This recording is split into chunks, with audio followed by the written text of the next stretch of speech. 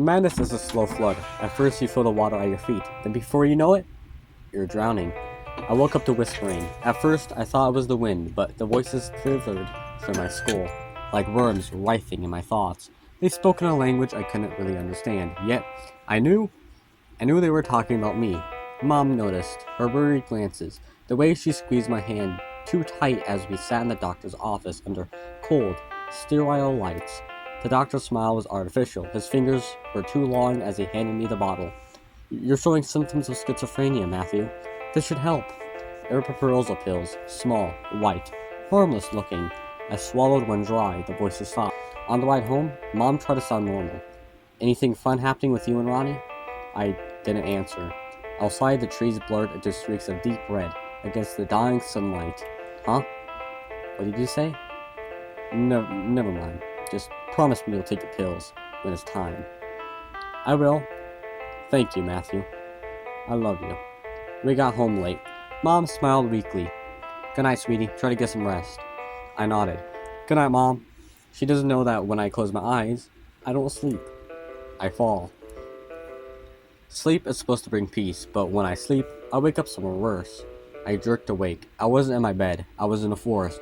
The trees bled thick streams of red oozed from cracked bark, dripping into the grass, except it wasn't grass anymore. It was soft, wet, soaking the blood like a hungry thing. The air reeked of iron and rot. Then I blinked. I was back in my room, but something was in the corner, a shape, tall, shifting, watching. The whispering returned, crawling under my skin. Fire. Fire. Fire. The scent of burning wood filled the room, thick and suffocating. My hands trembled as I grabbed my flashlight, flicking it on. The shape took form. It was tall. 7 feet, maybe more. Its fur matted and damped. It was the color of dried blood. Its eyes were voids, empty sockets like burnt-out holes in a corpse. And his mouth. God, his mouth is split too wide, stretching into a jagged, dripping grin. A rabbit. A red rabbit. I took a step forward. I scrambled for the pills, my fingers shaking as I grabbed the bottle and shoved one into my mouth. The rabbit laughed.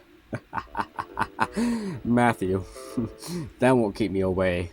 Then it was gone, like I had never been there at all. I lay back down, my heart hammering against my ribs. I couldn't tell if I actually fell asleep or not. People don't really change, they just become more of what they already were. Morning came too soon and too slow. Good morning, Matthew. Did you take your pills? Yeah? Good. Please be safe. Outside, Ronnie was waiting for me. Yo, Matthew, you should have seen the fight at school yesterday, man. Where were you? Hospital. I got prescribed aripiprazole. The smile faded. Oh, I didn't know you had that. It's fine, just don't worry about it. His expression changed, his smile twisted, his voice shifted. What do you mean, don't worry about it, you fucking dickhead? My breath hitched. Ronnie, His eyes twitched violently, then he blinked. Oh, sorry. My second personality slipped out. My stomach sank. He walked away without another word. Sometimes dreams bleed into reality. Sometimes reality is worse. I woke up in a panic. Ronnie was in front of me, screaming, "Help me! My dad! He's turning me purple!" Then I woke up. I hadn't actually slept. Downstairs? Soft sobbing. Mom slumped on the couch, whiskey bottle in one hand, Dad's photo in the other. She didn't even look at me. I went back to bed. Ronnie wasn't at school, but I saw him. His body stood stiff in the hallway, lips moving, words spilling out backwards, his eyes twitching unfocused. I tried to step around him, but he mirrored my movements, blocking my path. Then he whispered, "I don't want to die." He collapsed. The ambulance came, school shut down. Then, the news. Breaking news. High school student Ronnie Miller was pronounced dead. His father, Henry Miller, stole the body from the hospital. Authorities were trying to locate him, but they were unsuccessful. My stomach dropped. I ran to his house. The door was wide open.